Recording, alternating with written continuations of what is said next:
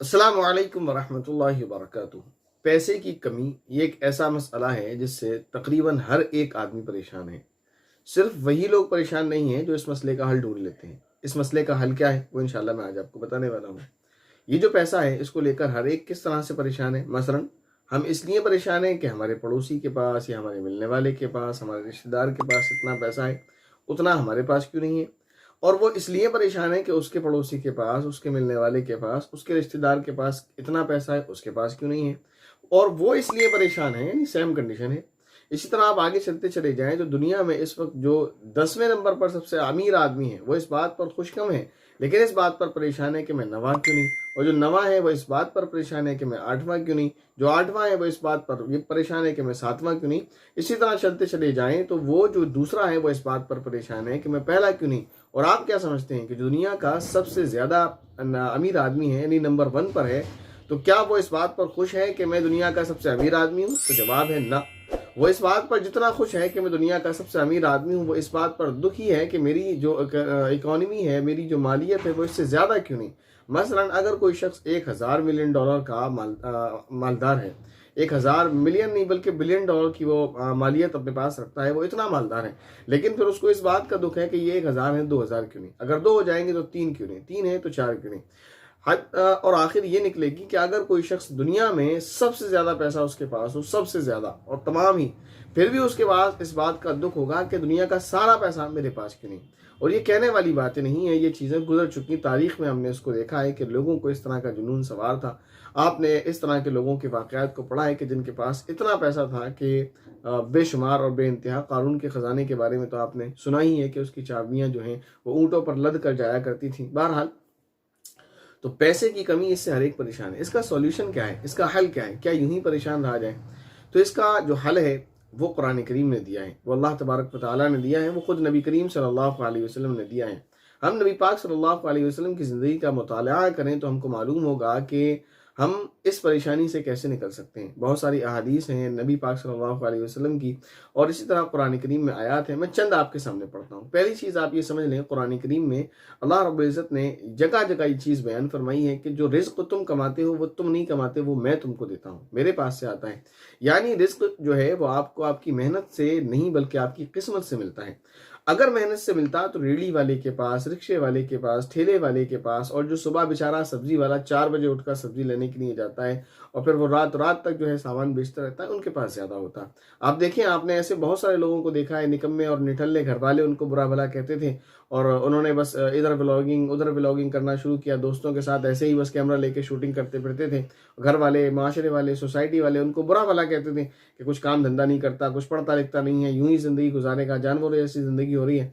लेकिन अल्लाह ने उनकी किस्मत को पलटा और रातों रात ऐसा हुआ कि उनका यूट्यूब चैनल सक्सेस हो गया और वो लाखों के करोड़ों के मालिक हैं।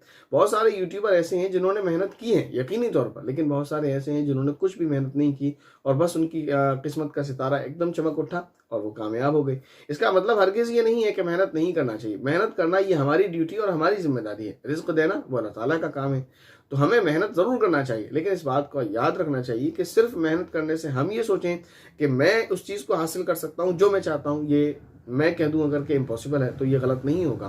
क्योंकि बहुत सारे लोग इस दुनिया से अपने अरमान लेकर चले गए, बहुत सारे लोग इस दुनिया से अपनी मेहनत और कोशिश लेकर चले गए, जिनमें से एक नाम मशहूर है सिकंदर का, कि वो क्या चाहता था। इसी तरह बहुत सारे और भी लोग हैं कि दुनिया में अपनी ख्वाहिशात को लेकर मर गए। वो चाहते थे कि हम ये कर लें, ना कर सके। वो चाहते थे कि मैं इस चीज़ को हासिल कर लूँ, ना कर सका। लेकिन बहुत सारे लोग ऐसे हैं जो खुद ये कहते हैं कि हमने ख्वाबों में भी कभी नहीं सोचा था कि हमें ये सब मिल सकता है, और हमें मिल गया। मेहनत करने से आपको आपका सिला मिलेगा, जो आप मेहनत करेंगे, जितनी आप मेहनत करेंगे। लेकिन आप जो चाहें वो आपको मिल जाए, ये अल्लाह ताला की मर्जी के ऊपर है, वो आपको देना चाहे नहीं देना चाहे। तो आप मेहनत करें अपने लिए, ये आपकी जिम्मेदारी है, ये आपका काम है। रिस्क देना उसका काम है, वो आपको देगा। लेकिन आप ये सोचें, और वो देता है, दे रहा है यकीनी तौर पर, इतना रिस्क दे रहा है जिसके हम वाकई हकदार नहीं, इतने आराम से हमको रखा हुआ है। लेकिन हमने जो ख्वाहिशात बांध दी हैं कि हमें उतना मिलना चाहिए, तो वो कैसे मिलेगा, या क्या वो मिलेगा या नहीं मिलेगा, या वो किस तरह हम हासिल कर सकते हैं। तो इस बारे में समझें कि कुरान करीम में अल्लाह ताला ने जगह जगह जहाँ बंदों को ये हुक्म दिया कि ना खर्च करो, वहाँ साथ साथ ये फरमाया अनफिकू मिम्मा रज़क़नाकुम, कि उसमें से खर्च करो जो हमने तुमको दिया है। और इसी तरह सूरह बकरा में शुरू में ही अल्लाह ताला ने फरमाया, जब मोमिनीन की खूबियों को बयान किया, उनकी खूबियों को हाईलाइट किया कि उनकी अच्छी आदतें ये हैं, तो फरमाया कि उनकी अच्छी आदतों में से ये चीज़ है कि मिम्मा रज़क़नाहुम युनफ़िक़ून, कि उसमें से जो हमने उनको दिया है वो उसमें से खर्च करते हैं। तो जगह जगह अल्लाह ताला ने ये बात बयान फरमाई है कि ये चीज़ हमने दी है, एक बात। दूसरी बात ये अल्लाह ताला ने खुद फरमाया, नहनु क़समना बैनहुम मईशतहुम फ़िल हयातिद दुनिया, कि दुनियावी ज़िंदगी में हमने उन लोगों के दरमियान में मईशत को यानी इकोनॉमी को, उनके पैसे को, मालियत को तकसीम किया है कि किसको कितना देना है, ये हमने तय किया है। आप मेहनत करके अचीव नहीं कर सकते आप अपनी मर्जी के मुताबिक, ठीक है, आपको बहुत सारी चीज़ें मिल सकती हैं, लेकिन ये अल्लाह ताला ने किया है। क्यों किया है कि किसी को मालदार बनाया, किसी को गरीब बनाया, ये एक अलग टॉपिक है, इसका जवाब भी कुरान करीम में मौजूद है। अगर आप चाहेंगे और कमेंट करेंगे तो आपको इसका जवाब दे दिया जाएगा। लेकिन फिलहाल टॉपिक ये है, ये समझना है कि सिर्फ मेहनत से नहीं मिलता, अल्लाह ताला ही हमको अता फरमाते हैं और मिलता है, और अल्लाह ताला ने तय कर रखा है कि किसको कितना देना है, ठीक है ना। अब एक बात समझ लें, अब आगे करना क्या है। हमारे पास पैसा है, कम है दूसरे के मुकाबले में, और हमारी ख्वाहिशात जो हैं वो ज़्यादा हैं हमारे पैसे के मुकाबले में, तो हमें क्या करना चाहिए। तो देखिए, फिर इसमें दो तरह के लोग होते हैं।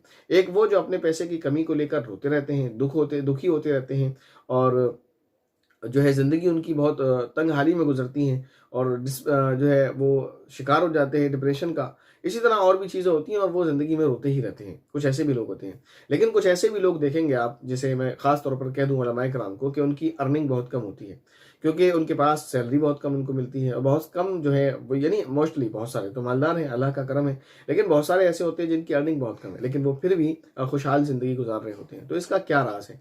याद रखें, अपना इस बात को अपना उसूल और ज़ाब्ता बना लें कि जो हमारी अर्निंग है, जो जितना हम कमा लेते हैं, उसी के अंदर हम ख्वाब देखने की कोशिश करें। ज़्यादा देखें, मना नहीं है, लेकिन अपनी ज़िंदगी हकीकत के साथ गुजारें, ख्वाबों के साथ नहीं। आप ये तय कर लें कि मुझे इतनी यानी इसके साथ मुझे इस तरह अपनी अखराजात को पूरा करना है, अपने खर्चों को पूरा करना है। दूसरे की देखा देखी नहीं करना है, दिखावा नहीं करना है, दूसरे को देख कर नहीं चलना है, तो आप खुश रह सकते हैं। जो माशरे में समझदार इंसान समझा जाता है वो होता है जो अपने बजट में रहकर अपनी ज़रूरतों को पूरा करता है। ख्वाहिशात तो किसी की बुरी नहीं, ख्वाहिशात तो इस दुनिया से जो भी जाता है वो अपनी ख्वाहिशात को यहीं छोड़कर चला जाता है। ख्वाहिशात तो आज तक किसी की भी पूरी नहीं हुई। ज़रूरियात पूरी की जा सकती हैं, लेकिन उसका तरीका है कि आप अपना बजट तय करें कि मेरा इतना बजट है, उस बजट के अंदर आप अपनी ज़रूरियात को पूरा कर सकते हैं। हम में से अक्सर लोगों को देखें कि हम बहुत ज़्यादा फजूल खर्ची करते हैं, इस वजह से हम नुकसान उठाते हैं। फिर जैसे शादियों का मैं बार बार कहता रहता हूँ, शादियों में हम बर्बादी करते हैं। इसी तरह हम बाजार जाते हैं शॉपिंग करने के लिए, तो एक चीज़ ज़रूरत की खरीदते हैं, उसके साथ 10 चीज़ें हम फालतू की खरीद कर लाते हैं। याद रखें, ये हमारे नुकसान का एक बड़ा सबब है। हज़रत मौलाना अशरफ अली थानवी रहमतुल्लाह अलैह ने अपनी किताब में लिखा है, तकरीबन सदी गुजर गई, मैंने जब उसको पढ़ा था, तो वो एक ऐसी चीज़ है जिसको आप नोट करेंगे तो आप हैरान रह जाएंगे कितनी काम की बात लिखी है। हज़रत ने लिखा है कि आप बाज़ार से सिर्फ वो चीज़ लेकर आएँ जिसकी आपको ज़रूरत हो। उसके लिए मैं आपको मिसाल देता हूँ। मसलन आपको घर में ज़रूरत है कि मुझे मेरा घर का वाइपर जो है वो टूट गया, मुझे वाइपर लेकर आना है, तो आप उसको यानी या और भी 2-3 चीज़ें हैं, मसलन साबुन, ये चीज़ 2 चीज़, तो ये आप पर्चा बना लें। आप बाज़ार से सिर्फ वही चीज़ लेकर आएँ जिसकी आपको ज़रूरत थी। नहीं है कि आप बाज़ार गए और आपने देखा कि बस सही मिल रही है तो मैंने ले ली, चाहे भले ही ज़रूरत है या नहीं है। जो चीज़ आपको चाहिए आप पर्चा बना लें, आप ये कर लें कि मुझे बस ये लेना है, ये मेरी ज़रूरत का सामान है। हाँ, अगर कोई ऐसी चीज़ है जो आप भूल गए थे, पर्चा नहीं बना सके, बाज़ार में जाकर देखा कि हाँ इसकी घर में कमी है और ये ज़रूरत की चीज़ है, तो उसको लें। लेकिन सिर्फ ऐसा ना करें कि वहाँ ऑफर में मिल रही थी तो मैंने ले ली, वो मैंने देखा वो बाजार में वैसे 1000 की मिलती है, मैंने 500 की मिल रही थी तो मैंने ले ली। ज़रूरत नहीं है, लेकिन अगर उसकी ज़रूरत नहीं है तो वो 500 रुपये आपने बचाए नहीं, बल्कि आपने 500 रुपये खर्च कर दिए, बर्बाद कर दिए। तो ये काम आप ना करें। तो याद रखें, अपने बजट में रहकर खर्च करेंगे तो खुश भी रहेंगे, दिमाग भी आपका टेंशन फ्री रहेगा, दिल भी आपका सुकून में रहेगा, खुदा के शुक्रगुजार बंदे बनेंगे और सोसाइटी में अच्छे इंसान समझे जाएंगे। लेकिन अगर फजूल खर्ची करेंगे, अपने बजट से बाहर निकल कर खर्च करेंगे, चाहे शादियों में करें, जहेज़ के नाम पर करें, बारात के नाम पर करें, या अपने घर मकान में करें, या दिखावे के लिए करें, या अपना घर मकान अच्छा बनाने के लिए बिला वजह लोन लें, सूद लें, ब्याज लें, कर्ज लें, तो आप डिप्रेशन में रहेंगे, जहन में आपका टेंशन में रहेगा, दिल को सुकून नहीं होगा, खुदा के नाशुक्रे हमेशा रहेंगे, जुबान पर गिला रहेगा, क्योंकि जब आपको दुनिया की टेंशन घेरेगी तो क्या होगा। ये सारी चीज़ें होंगी और आखिर में ये होगा कि दुनिया की नज़रों में, सोसाइटी की नज़रों में आप बेवकूफ़ इंसान समझे जाएंगे। लोग यही कहेंगे कि बिला वजह इसने, और कहते हैं लोग कि जब नहीं कर सकता था तो क्यों किया, कर्ज लेकर जो है घर बनाने की इतना आलीशान ज़रूरत क्या थी, अपनी ज़रूरत के मुताबिक घर बना लेता, अपनी ज़रूरत के मुताबिक। इस्लाम ने आपको कहा कि आप शादी करें, फ्री में करें, खर्च कोई नहीं है इस्लाम में, लेकिन आपको दुनियादारी के दिखावे करना है, आपको हल्दी करना है, आपको मेहंदी करना है, दुनिया भर की खुराफात और कुफरिया रस्म आपको करना है, तो करें, और फिर आप इस दुनिया में भी नुकसान उठाएं और आखिरत में भी नुकसान आपका मुकद्दर बन जाएगा। तो इसलिए अगर आप खुश रहना चाहते हैं तो खुश रहने का तरीका यही है कि जो आपका बजट है उसको आप सेट कर लें और अपनी ज़िंदगी जो है उसी के अंदर हकीकत के साथ जीने की कोशिश करें और उसूल और ज़ाब्ता ये बनाएं कि आप अपनी ज़िंदगी इस्लामी तरीक़ों के मुताबिक गुजारेंगे, चाहे वो आपका शादी का मामला हो या किसी और चीज़ का मामला हो। बिला वजह के खर्चे हैं, आज देख लें किसी की मौत हो गई तो हमें 40वां करना है, नहीं है पैसे तो भी करना है, कर्ज़ लेकर करना है। खुदा की कसम मैंने ऐसे लोगों को देखा है जिनके पास खाने के लाले हैं, लेकिन उनको किसी के मरने के बाद ये टेंशन हो जाती है किसका अगर 40वां नहीं किया तो मुआशरे वाले क्या कहेंगे। तो ये मुआशरे वालों ने दबाव बना रखा और ये गैर इस्लामी चीज़ें, ये रस्मी चीज़ें हैं, ये गुनाह हैं जो आप कर रहे हैं। आप इस्लामी तरीका गुजारें, कहीं नहीं है कोई 40वां करना, किसी को खिलाना नहीं है तो नहीं है। आप दिखाएं सहाबा की तारीख में, नबी सल्लल्लाहु अलैहि वसल्लम के अमल में, अहादीस में कहाँ है ये चीज़ कि कोई अगर मेरे घर में मर जाए तो मैं 40वें दिन 10वें दिन लोगों को खिलाऊं, मेरे पास नहीं है तो भी खिलाऊं, कर्ज लाकर खिलाऊं, सूद पर लाकर खिलाऊं। क्या है ये सारी चीज़ें? तो इन चीज़ों से बाहर निकलें। दो उसूल हैं, पहला ये कि अपने बजट में रहकर ज़िंदगी गुजारें, दूसरा हकीकत को कबूल करें और उसके साथ ज़िंदगी गुजारें। तीसरा ये कि आप मेहनत करें, अल्लाह ताला से दुआ करें, अल्लाह ताला इस दुनिया में आपको जितना देना चाहेंगे उतना देंगे। और वो क्यों ऐसा है कि अल्लाह ताला किसी को ज़्यादा देते हैं, किसी को कम देते हैं, वो इंशाअल्लाह हम बाद में कभी बात कर सकते हैं। अस्सलामु अलैकुम व रहमतुल्लाहि व बरकातुहू।